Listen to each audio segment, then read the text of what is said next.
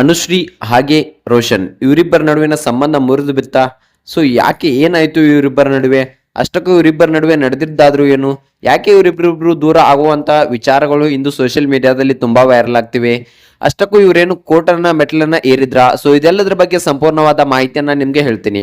ಹೌದು ಸ್ನೇಹಿತರೆ, ಅನುಶ್ರೀ ಅವರೇ ಒಂದು ಖುದ್ದಾಗಿ ಹೇಳಿದ್ದಾರೆ. ಸೊ ನನಗೆ ಜ್ಯೂಸ್ ನಲ್ಲಿ ಏನಾದ್ರೂ ಮಿಕ್ಸ್ ಮಾಡಿ ಕುಡಿಸಿದ್ರ ಅಂತಕ್ಕಂಥದನ್ನ. ಸೊ ಇದೆಲ್ಲದರ ಬಗ್ಗೆ ಸಂಪೂರ್ಣವಾದ ಮಾಹಿತಿಯನ್ನ ನಿಮ್ಗೆ ಹೇಳ್ತಾ ಹೋಗ್ತೀನಿ.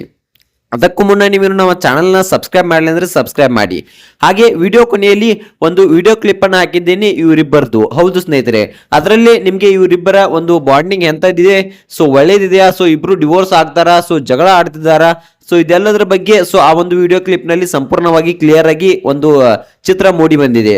ಸೊ ಆ ಎಲ್ಲೂ ಸ್ಕಿಪ್ ಮಾಡದೆ ವಿಡಿಯೋನ ಕೊನೆಯವರು ನೋಡಿ. ಆ ವಿಡಿಯೋ ಕ್ಲಿಪ್ ನಿಮ್ಗೆ ಖಂಡಿತವಾಗಿಯೂ ಸಿಗುತ್ತೆ. ಹಾಗಿದ್ರೆ ಬನ್ನಿ ತಡೆಯಾಗಿ ಮಾಡೋದು ವಿಡಿಯೋನ ಸ್ಟಾರ್ಟ್ ಮಾಡೋಣ. ಹೌದು ಸ್ನೇಹಿತರೆ, ಹಾಗೆ ಇಲ್ಲಿ ಏನಾಗ್ತಾ ಇದೆಯಪ್ಪ ಅಂತಂದ್ರೆ ಆಂಕರ್ ಅನುಶ್ರೀಯಾಗಿ ಒಂದು ಇವರು ಅಂದ್ರೆ ರೋಷನ್ ರವರು ಇದೀಗ ತಾನೇ ಮೊನ್ನೆ ಅಷ್ಟೇ ಮದುವೆ ಆಗಿದ್ರು. ಹೌದು ಸ್ನೇಹಿತರೆ, ಇಬ್ರು ಕೂಡ ತುಂಬಾ ಸುಖಮಯವಾದ ಜೀವನವನ್ನ ನಡೆಸ್ತಾ ಇದ್ರು. ಇಬ್ಬರದು ತುಂಬಾ ಲವ್ ಮ್ಯಾರೇಜ್ ಅಂತಕ್ಕಂಥದನ್ನ ನಾವು ಇಲ್ಲಿ ನೋಡ್ಬೋದು. ಈಗ ಯಾವ ತರ ಆಗಿದೆಯಪ್ಪ ಅಂತಂದ್ರೆ ಒಂದು ಹುಡುಗನ ಒಂದು ಅವನ ಗುಣಕ್ಕಿಂತ ಅವನ ಹಣವನ್ನ ನೋಡೋದೇ ಹೆಚ್ಚಾಗಿದೆ. ಯಾಕಂತಂದ್ರೆ ಹಲವಾರು ಮದುವೆಗಳನ್ನ ನಾವು ಇಂದಿಗೂ ನೋಡ್ತಾ ಇದ್ದೀವಿ. ಸೊ ಅಲ್ಲಿ ಏನಾಗ್ತಿದೆಯಪ್ಪ ಅಂತಂದ್ರೆ ಆ ಒಂದು ಗಂಡಿನ ಗುಣಕ್ಕಿಂತ ಹಣಕ್ಕೆ ಬೆಲೆಯನ್ನ ಕೊಡ್ತಿದ್ದಾರೆ. ಸೊ ಅವನು ಏನು ಕೆಲಸ ಮಾಡ್ತಿದ್ದಾನೆ, ಸೊ ಅವನಿಗೆ ಗೌರ್ಮೆಂಟ್ ಜಾಬ್ ಇದೆಯಾ, ಸೊ ಅವನ ಹಣ ಎಷ್ಟು, ಅವನು ಎಷ್ಟು ಸಂಪಾದನೆ ಮಾಡ್ತಾನೆ, ಸೊ ಇದನ್ನ ನೋಡ್ತಾರೆ ಹೊರತು ಸೊ ಆ ಹುಡುಗ ಹೇಗಿದ್ದಾನೆ, ಅವನ ಗುಣಲಕ್ಷಣಗಳು ಚೆನ್ನಾಗಿದೆಯಾ, ನಮ್ಮ ಮಗಳನ್ನ ಚೆನ್ನಾಗಿ ನೋಡ್ಕೋತಾನ ಅಂತ ಇಂತಹ ಮಾತುಗಳನ್ನ ಯಾರು ಕೂಡ ನೋಡ್ತಾ ಇಲ್ಲ. ಸೊ ಎಲ್ರು ನೋಡ್ತಿರೋದು ಜಾಬ್ ಇದೆಯಾ, ಸೊ ಗೌರ್ಮೆಂಟ್ ಜಾಬ್ ಇದ್ರೆ ಆಯ್ತು, ಸೆಟ್ಲ್ ಆಯ್ತು, ಒಂದ್ ವೇಳೆ ಅವ್ನ ಸತ್ರು ನನ್ನ ಮಗಳಿಗೆ ಒಂದು ಸೆಕ್ಯೂರಿಟಿ ಇರುತ್ತೆ ಅಂತಕ್ಕಂಥದನ್ನ ಯೋಚನೆ ಮಾಡ್ತಿರ್ತಾರೆ. ಸೊ ಹೌದು ಸ್ನೇಹಿತರೆ, ಈ ರೀತಿ ಯೋಚನೆ ಮಾಡೋದು ಖಂಡಿತವಾಗಿಯೂ ತಪ್ಪು ಅಂತಕ್ಕಂಥದನ್ನ ನಾವು ಇಲ್ಲಿ ಹೇಳ್ಬಹುದು. ಸೊ ಅಷ್ಟಕ್ಕೂ ಏನಾಯ್ತು ರೋಷನ್ ಹಾಗೆ ಅನುಶ್ರೀ ಅವರ ಮಧ್ಯೆ, ಸೊ ಇವರಿಬ್ಬರ ನಡುವಿನ ವಿಲಾಪಕ್ಕೆ ಕಾರಣವಾದ್ರು ಏನು, ಸೊ ಏನಾಯ್ತು ಅಂತ ನೋಡೋದಾದ್ರೆ ಖಂಡಿತವಾಗಿಯೂ ಸ್ನೇಹಿತರೆ ಸಣ್ಣ ಪುಟ್ಟ ಜಗಳ ಅಂದ್ಮೇಲೆ ಗಂಡ ಹೆಂಡತಿ ಅಂದ್ಮೇಲೆ ಸಣ್ಣ ಪುಟ್ಟ ಜಗಳಗಳು ಇದ್ದೇ ಇರುತ್ತವೆ. ಎಲ್ಲರ ಬಾಳಲ್ಲೂ ಕೂಡ ಸಣ್ಣ ಪುಟ್ಟ ಜಗಳಗಳು ಇದ್ದೇ ಇರುತ್ತವೆ. ಸೊ ಅದೇ ರೀತಿ ಕೂಡ ಈ ಜೋಡಿಯ ಮಧ್ಯೆ ಅಂದ್ರೆ ಆಂಕರ್ ಅನುಶ್ರೀ ಆಗಿರ್ಬೋದು, ಇನ್ನು ರೋಷನ್ ಆಗಿರ್ಬೋದು, ಸೊ ಇವರ ಮಧ್ಯೆನೂ ಕೂಡ ಒಂದು ಸಣ್ಣ ಪುಟ್ಟ ಜಗಳ ಆಗಿದೆ. ಹೌದು ಸ್ನೇಹಿತರೆ, ಅದು ಏನಪ್ಪಾ ಅಂತಂದ್ರೆ ಮುಂದೆ ಹೇಳ್ತಾ ಹೋಗ್ತೀವಿ ನೋಡಿ. ಹೌದು ಸ್ನೇಹಿತರೆ, ರೋಷನ್ ಹಾಗೆ ಆಂಕರ್ ಅನುಶ್ರೀ ಅವರು ತುಂಬಾ ಚೆನ್ನಾಗಿ ಜೀವನವನ್ನ ನಡೆಸ್ತಾ ಇದ್ರು, ತುಂಬಾ ಚೆನ್ನಾಗಿ ಟ್ರಿಪ್ ಅನ್ನ ಕೂಡ ಮಾಡ್ತಾ ಇದ್ರು. ಸೊ ಇಬ್ರು ಕೂಡ ಒಂದು ಚೆನ್ನಾಗಿ ಜೀವನವನ್ನ ಸುಖಮಯವಾಗಿ ನಡೆಸ್ತಾ ಇದ್ರು. ಹನಿಮೂನ್ ಟ್ರಿಪ್ ಅಂತ ಮೊನ್ನೆ ತುಂಬಾನೇ ಎಂಜಾಯ್ ಮಾಡಿ ದೇಶಗಳೆಲ್ಲ ಸುತ್ತಾಡಿ ಬಂದಿದ್ರು. ಹೌದು ಸ್ನೇಹಿತರೆ, ಸೊ ಇಷ್ಟಾದ್ಮೇಲೆ ಯಾಕೆ ಏನಾಯ್ತು ಜಗಳ, ಯಾಕೆ ದೂರ ಆಗ್ತಿದ್ದಾರೆ? ಸೊ ಅಷ್ಟಕ್ಕೂ ಆಂಕರ್ ಅನುಶ್ರೀ ಅವರಿಗೆ ಆ ಒಂದು ಜ್ಯೂಸ್ ನಲ್ಲಿ ಅವರು ಏನನ್ನ ಬೆರೆಸಿಕೊಟ್ರು, ಹೀಗೆ ಮಾಡ್ತಾನೆ ಅಂತ ಅಂದ್ಕೊಂಡಿರ್ಲಿಲ್ಲ ಅಂತಕ್ಕಂಥ ಮಾತನ್ನ ಅನುಶ್ರೀ ಅವರು ಹೇಳ್ತಾರೆ. ಸೊ ಅಷ್ಟಕ್ಕೂ ಏನಾಯ್ತು ಅನ್ನೋದನ್ನ ತಿಳ್ಕೊಳ್ತಾ ಹೋಗೋಣ ಬನ್ನಿ ಒಂದೊಂದಾಗಿ ಎಳೆಯಾಗಿ. ಹೌದು ಸ್ನೇಹಿತರೆ, ಆಂಕರ್ ಅನುಶ್ರೀ ಹಾಗೆ ಒಂದು ರೋಷನ್ ಇಬ್ಬರ ನಡುವೆ ತುಂಬಾ ಒಳ್ಳೆಯ ಬಾಂಡಿಂಗ್ ಇತ್ತು. ಇದಕ್ಕಿದ್ದಾಗೆ ಏನಾಯ್ತು ಅಪ್ಪ ಅಂತ ಎಲ್ಲರೂ ಕೂಡ ಒಂದು ಯೋಚನೆಯನ್ನ ಮಾಡ್ತಿರ್ತಾರೆ, ಗಾಬರಿಯನ್ನ ಆಗ್ತಿರ್ತಾರೆ. ಸೊ ಹೌದು ಸ್ನೇಹಿತರೆ, ಒಂದು ಒಳ್ಳೆಯ ಜೋಡಿ ಈ ತರ ಆದ್ಮೇಲೆ ಒಂದು ಕೆಟ್ಟ ಮನಸ್ತಾಪಗಳು ಬಂದೇ ಬರುತ್ತವೆ. ಜೋಡಿ ಅಂದ್ಮೇಲೆ, ಮದುವೆ ಆದ್ಮೇಲೆ, ಗಂಡ ಹೆಂಡತಿ ಅಂದ್ಮೇಲೆ ಒಂದು ವೈಮನಸ್ಸು ಹಾಗೆ ಜಗಳಗಳು ಬಂದೇ ಬರುತ್ತವೆ. ಸೊ ಆ ಜಗಳಗಳನ್ನೆಲ್ಲ ಮುಂದೆ ಹಾಕೊಂಡು ಹೋಗ್ಬೇಕು. ಆ ಜಗಳಗಳನ್ನ ಮರೆತು ಸೊ ಪ್ರೀತಿ ವಿಶ್ವಾಸದಿಂದ ಬದುಕಬೇಕು. ಸೊ ಆ ರೀತಿಯಾದ ಒಂದು ಜೀವನ ನಡೆಸಿದ್ರೆ ಮಾತ್ರ ಒಂದು ಜೀವನ ಸುಖಮಯವಾಗಿ ಇರುತ್ತೆ. ಸೊ ಹೌದು ಸ್ನೇಹಿತರೆ, ಲೈಫ್ ಲಾಂಗ್ ಚೆನ್ನಾಗಿ ಬದುಕೋಕೆ ಆಗುತ್ತೆ. ಸೊ ಅಂತ ಜೋಡಿಯಲ್ಲಿ ಸೊ ಈಗ ಗಿಲ್ಲಿ ಕಾವ್ಯ ಜೋಡಿ ಕೂಡ ಅದೇ ರೀತಿ ಇದೆ. ಸೊ ಅವರು ಕೂಡ ಮದುವೆ ಆಗ್ತಾರಾ ಇಲ್ವಾ ಅನ್ನೋದೇ ಡೌಟ್ ಆಗಿದೆ. ಸೊ ಆ ತರದ್ದು ಅನುಶ್ರೀ ಕೂಡ ಇದೇ ಒಂದು ಕ್ರಿಟಿಕಲ್ ಸಿಚುವೇಶನ್ ನಲ್ಲಿ ಸಿಕ್ಕಾಕೊಂಡಿದ್ರು. ಹೌದು ಸ್ನೇಹಿತರೆ, ಅನುಶ್ರೀ ಅವರು ಈ ಬಗ್ಗೆ ಏನೇನು ಹೇಳಿದ್ದಾರೆ ಹೇಳೋದನ್ನ ಸಂಪೂರ್ಣವಾಗಿ ತಿಳಿದುಕೊಂಡು ಬರೋಣ ಬನ್ನಿ. ಇಲ್ಲಿ ಅನುಶ್ರೀ ಅವರು ಹೇಳ್ತಾ ಹೋಗ್ತಾರೆ, ಒಂದು ವರ್ಷ ಆಗೋಯ್ತು ನಾವು ಹೊಸ ಬದುಕಿಗೆ ಕಾಲಿಟ್ಟು, ಸ್ನೇಹಿತ ರೋಷನ್ ಜೊತೆ ಹಸಮನಿಯನ್ನ ಏರಿ ಒಂದು ಸುಂದರ ಬದುಕನ್ನ ಕಟ್ಟಿಕೊಂಡಿದ್ದೆ. ಖಾಸಗಿ ರೆಸಾರ್ಟ್ ನಲ್ಲಿ ಇಬ್ಬರ ಮದುವೆ ಕೂಡ ಗುಟ್ಟಾಗಿ ನಡೆದಿತ್ತು. ಸಿನಿಮಾ ರಂಗದ ತಾರೆಯರು ಹಾಗೆ ಮತ್ತೆ ಧೀರ ಆಪ್ತರು ಮಾತ್ರ ನಮ್ಮ ಒಂದು ಮದುವೆಗೆ ಸಮಾರಂಭಕ್ಕೆ ಒಂದು ಹಾಜರಾಗಿ ಶುಭವನ್ನ ಹರಿಸಿದ್ರು, ಶುಭವನ್ನ ಕೋರಿದ್ರು. ನಮ್ಗೆ ಮದುವೆಯಾಗಿ 1 ವರ್ಷ ಆಗ್ತಾ ಬಂತು. ಗಂಡ ಹೆಂಡತಿ ಇಬ್ರು ಕೂಡ ನೆಮ್ಮದಿಯಿಂದ ಜೀವನ ನಡೆಸ್ತಾ ಇದ್ವಿ. ನನಗೆ ನೀನು, ನಿನ್ಗೆ ನಾನು ಅಂತಕ್ಕಂಥದನ್ನ ಒಬ್ಬರನ್ನೊಬ್ರು ಅರ್ಥಕೊಂಡು ಜೀವನವನ್ನ ಸಾಗಿಸ್ತಾ ಇದ್ವಿ. ಅನುಶ್ರೀ ಅವರು ಈ ರೀತಿಯಾದ ಮಾತನ್ನ ಹೇಳಿದ್ದಾರೆ. ನಮ್ಮ ಗಂಡ ಆಗಿ ಬರೋ ಹುಡುಗ ಹೇಗಿರ್ಬೇಕು ಅಂತ ಕನಸ್ಕೊಂಡಿದ್ನು, ಅದೇ ರೀತಿ ಆ ಹುಡುಗ ಇದ್ರು. ಆ ರೋಷನ್ ಅದೇ ರೀತಿಯಾಗಿ ಸಿಕ್ಕಿದ್ರು. ನನ್ಗೆ ಬದುಕಿನಲ್ಲಿ ನೆಮ್ಮದಿಯ ತಾಣವಾಗಿತ್ತು ಆ ರೋಷನ್ ಸಿಕ್ಕಿದ ಮೇಲೆ.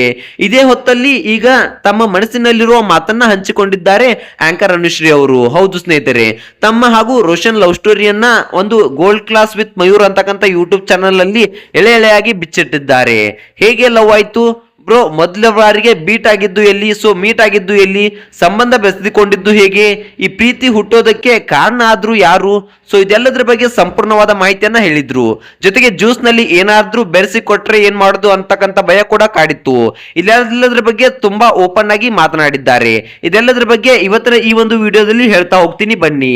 ಅದಕ್ಕೂ ಮೊದಲು ನೀವೇನು ನಮ್ಮ ಚಾನಲ್ ನ ಸಬ್ಸ್ಕ್ರೈಬ್ ಮಾಡಿಲ್ಲ ಅಂದ್ರೆ ಈ ಕೂಡಲೇ ಸಬ್ಸ್ಕ್ರೈಬ್ ಮಾಡಿ, ಮಿಸ್ ಮಾಡಬೇಡಿ. ಹೌದು ಸ್ನೇಹಿತರೆ, ಇನ್ನು ಈ ವಿಡಿಯೋನ ಲೈಕ್ ಮಾಡಿ, ಕೊನೆವರೆಗೂ ನೋಡಿ. ವಿಡಿಯೋ ಕೊನೆಯಲ್ಲಿ ಒಂದು ಇವರಿಬ್ಬರ ಕ್ಲಿಪ್ ಅನ್ನು ಹಾಕಿದ್ದೇನೆ, ಸೊ ಅದನ್ನ ನೋಡ್ಕೊಂಡು ಬನ್ನಿ. ಆತ್ಮೀಯರೇ, ಯುವರಾಜ್ ಕುಮಾರ್ ಪತ್ನಿ ಶ್ರೀದೇವಿ ಹಾಗೂ ರೋಷನ್ ಬಾಲ್ಯದ ಸ್ನೇಹಿತರು.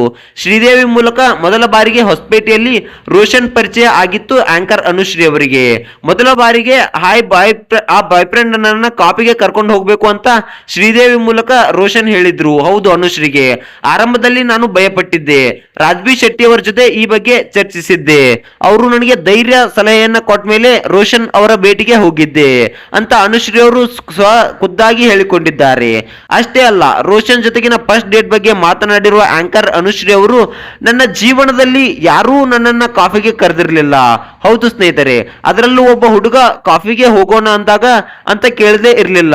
ಸೊ ರೋಷನ್ ಅವರು ನನ್ನ ಕಾಫಿಗೆ ಕೇಳಿದಾಗ ಮೊದಲ ಭಯ ಆಗಿತ್ತು. ಶ್ರೀದೇವಿ ಬಳಿ ಒಂದು ಅವರು ನನ್ನನ್ನ ಕೇಳಿದ್ರು. ಕಾಫಿಗೆ ಕರ್ಕೊಂಡು ಹೋದಲು ರೋಷನ್ ಪ್ರಯತ್ನಿಸಿದ್ರು. ಯಾವಾಗ ಇದೆಲ್ಲ ಶುರುವಾಯ್ತೋ ರಾಜ್ಬಿ ಶೆಟ್ಟಿಯನ್ನ ಭೇಟಿಯಾಗಿ ಮಾತನಾಡಿದ್ದೆ. ಹೌದು ಸ್ನೇಹಿತರೆ, ಒಬ್ಬ ಹುಡುಗ ಕಾಫಿಗೆ ಕರೆತಿದ್ದಾನೆ ಅಂತ ರಾಜ್ಬಿ ಶೆಟ್ಟಿಗೆ ಹೇಳಿದಾಗ ಸೊ ಅವರು ಏನ್ ಹೇಳಿದ್ರಪ್ಪ ಅಂತ ಅಂದ್ರೆ, ಸೊ ವಾಟ್, ಒಬ್ಬ ಹುಡುಗನ ಜೊತೆ ಕಾಫಿಗೆ ಹೋಗೋದ್ರಲ್ಲಿ ಏನಿದೆ ಅನ್ನುವಂಥದ್ದು ರಾಜ್ಬಿ ಶೆಟ್ಟಿ ಅವರು ಪ್ರತಿಕ್ರಿಯಿಸಿದ್ರು.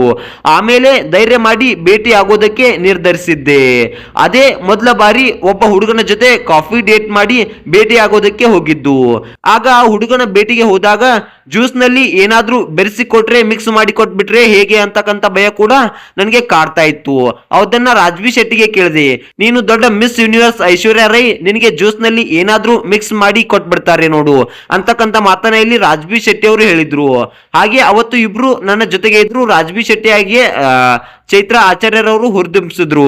ನೀನು ಹೋಗು, ಭೇಟಿಯಾಗು, ನೀನು ಬಹುಶಃ ಒಬ್ಬ ಒಳ್ಳೆ ಸ್ನೇಹಿತ ಸಿಗ್ಬಹುದು, ನಿನ್ಗೆ ಒಳ್ಳೆಯ ವ್ಯಕ್ತಿ ಸಿಗ್ಬಹುದು ಅಂತಕ್ಕಂಥ ಮಾತನ್ನ ಇಲ್ಲಿ ಹೇಳಿದ್ರು. ಒಮ್ಮೆ ಭೇಟಿ ಮಾಡಿದ ನಂತರ ಮದುವೆನೇ ಆಗ್ಬಿಡುತ್ತೆ ಅಂತ ಏನಿಲ್ಲ, ಹಾಗೆ ಯಾಕೆ ಅನ್ಕೊಳ್ತೀಯಾ ಅಂತ ಅಂದ್ರು. ಸರಿ ಅಂತ ಭೇಟಿ ಮಾಡೋಕೆ ಒಪ್ಕೊಂಡೆ. ಬಳಿಕ ಓರೆನ್ ಮಾಲ್ ನೊಳಗೆ WTC ಕಾಪಿಯಲ್ಲಿ ರೋಷನ್ ಭೇಟಿ ಮಾಡಿದೆ. ಹೌದು ಸ್ನೇಹಿತರೆ, ಶೇಕ್ ಹ್ಯಾಂಡ್ ಮಾಡಿದಾಗ ಕೈ ಬೆವರ್ತಾ ಹೋಗಿತ್ತು. ಬಳಿಕ ಮಾತನಾಡಲು ಶುರು ಮಾಡಿದೆವು. ನೋಡ್ತಿದ್ದಂತೆ 2 ಗಂಟೆಗಳು ಆಗ್ಬಿಡ್ತು. ರಾಜ್ಬಿ ಶೆಟ್ಟಿ ಅವರು ಫೋನ್ ಮಾಡಿ ಎಲ್ಲವೂ ಓಕೆ ತಾನೆ ಅಂತಕ್ಕಂಥ ಮಾತನ್ನ 2 ಗಂಟೆ ಆಯ್ತು ಅದಕ್ಕೆ ಕೇಳಿದೆ ಅಂತಕ್ಕಂಥ ಮಾತನ್ನ ಇಲ್ಲಿ ಕೇಳ್ತಾರೆ. ಬಳಿಕ 4 ಗಂಟೆ ಆಯ್ತು, ಮತ್ತೆ ರಾಜ್ಬಿ ಶೆಟ್ಟಿ ಅವರು ಕಾಲ್ ಮಾಡಿದ್ರು. ಹೌದು ಸ್ನೇಹಿತರೆ, ಮೀಟ್ ಮಾಡಲ್ಲ ಅಂತ ಇದ್ದೆ, ಈಗ 4 ಗಂಟೆ ಆದ್ರೂ ಏನ್ ಮಾತನಾಡ್ತಾ ಇದ್ದೀಯ ಅಂತಕ್ಕಂಥ ಮಾತನ್ನ ಇಲ್ಲಿ ಕೇಳಿದ್ರು. ಬಳಿಕ ಮಾತುಕತೆ ಮುಗಿಸಿ ಹೋಗಿ ರಾಜ್ಬಿ ಶೆಟ್ಟಿ ಅವರನ್ನ ಭೇಟಿ ಮಾಡಿದೆ. ಹುಡುಗ ಇಷ್ಟ ಆದ್ರು ಅಂತಕ್ಕಂಥ ಮಾತನ್ನ ಹೇಳಿದೆ. ಏನ್ ಇಷ್ಟ ಆಯ್ತು ಅಂತ ಅಂದಾಗ, ಬಹಳ ಒಳ್ಳೆಯ ಹುಡುಗ, ಆರ್ಡಿನರಿ ಹುಡುಗ ಅನಿಸ್ತು ಅಂತಕ್ಕಂಥ ಮಾತನ್ನ ಇಲ್ಲಿ ಹೇಳ್ತಾರೆ. ಮುಂದೆ ಸ್ನೇಹಿತರಾದೆವು ಅಂತ ಅನುಶ್ರೀ ಅವರು ಸ್ವತಃ ಸುಂದರ ಬದುಕಿನ ಕ್ಷಣಗಳನ್ನ ಹಂಚಿಕೊಂಡಿದ್ದಾರೆ. ಇದೆಲ್ಲ ಆದ್ಮೇಲೆ 2 ವರ್ಷಗಳ ನಂತರ ಡೇಟ್ ಮಾಡ್ತಾ ಇದ್ವಿ. ಯಾರಿಗೂ ಕೂಡ ಗೊತ್ತಾಗ್ಲಿಲ್ಲ, ಯಾರೋ ಸ್ನೇಹಿತ ಅಥವಾ ಬಾಡಿ ಗಾರ್ಡ್ ಅಂತ ಸಾಕಷ್ಟು ಜನ ಅನ್ಕೊಂಡಿದ್ರು. ಸೊ ಈ ರೀತಿಯ ಒಳ್ಳೆಯ ಸ್ನೇಹಿತರಾಗಿ ಕಾಲ ಕಳೆದ್ವೆವು. ಬಳಿಕ ಇಬ್ಬರ ಮದುವೆ ಆಗೋಣ ಅಂತ ಮಾತನಾಡಿಕೊಂಡಿದ್ವೆವು. ಹೀಗೆ ನಮ್ಮ ಲವ್ ಸ್ಟೋರಿ ಮದುವೆವರೆಗೂ ಬಂತು. ಇವತ್ತು ಗಂಡ ಹೆಂಡತಿ ಲೆವೆಲ್ಗೆ ನಿಂತಿದ್ದೇವೆ. ಸೊ ಇಬ್ರು ಕೂಡ ಮದುವೆ ಜೀವನವನ್ನ ಸುಖಮಯವಾಗಿ ಖುಷಿಯಿಂದ ಕಳೆಯುತ್ತಿದ್ದೇವೆ ಅಂತಕ್ಕಂಥ ಮಾತನ್ನ ಹೇಳಿದ್ದಾರೆ. ಆಕಸ್ಮಿಕವಾಗಿ ಬಂದ ಗೆಳೆಯ ಇವತ್ತು ಅನುಶ್ರೀ ಪಾಲಿನ ಒಂದು ಅರ್ಧಾಂಗಿ ಆಗಿಬಿಟ್ಟಿದ್ದಾರೆ. ಹೌದು ಸ್ನೇಹಿತರೆ, ಇದೇ ಅಲ್ವಾ ಜೀವನದ ಒಂದು ಇಂತಹದ್ದ ಸಮಯ ಬರೋದಕ್ಕೆ ಕಾಲಿಡ್ತಾ ಇದ್ದಾರೆ. ಇದೇ ಅಲ್ವಾ ಇನ್ನಷ್ಟು ವರ್ಷ ಕಾದಿದ್ದು ಅನುಶ್ರೀ ಅವರು ಇದಕ್ಕೆ. ಸೊ ಈ ಬದುಕು 100 ಕಾಲ ಹೀಗೆ ಸಾಗ್ಲಿ ಅಂತಕ್ಕಂಥದನ್ನ ನಾವು ಆಶಿಸೋಣ. ಸೊ ಸ್ನೇಹಿತರೆ, ಆಂಕರ್ ಅನುಶ್ರೀ ಹಾಗೆ ರೋಷನ್ ಬಗ್ಗೆ ನಿಮ್ಗೆ ಏನ್ ಅನಿಸುತ್ತೆ ಅನ್ನೋದರ ಕಮೆಂಟ್ ಮಾಡಿ. ವಿಡಿಯೋ ಇಷ್ಟ ಆದ್ರೆ ಲೈಕ್ ಮಾಡಿ, ಶೇರ್ ಮಾಡಿ, ಹಾಗೆ ಸಬ್ಸ್ಕ್ರೈಬ್ ಮಾಡೋದ್ರ ಮೂಲಕ ನಮ್ಗೆ ಸಪೋರ್ಟ್ ಮಾಡಿ.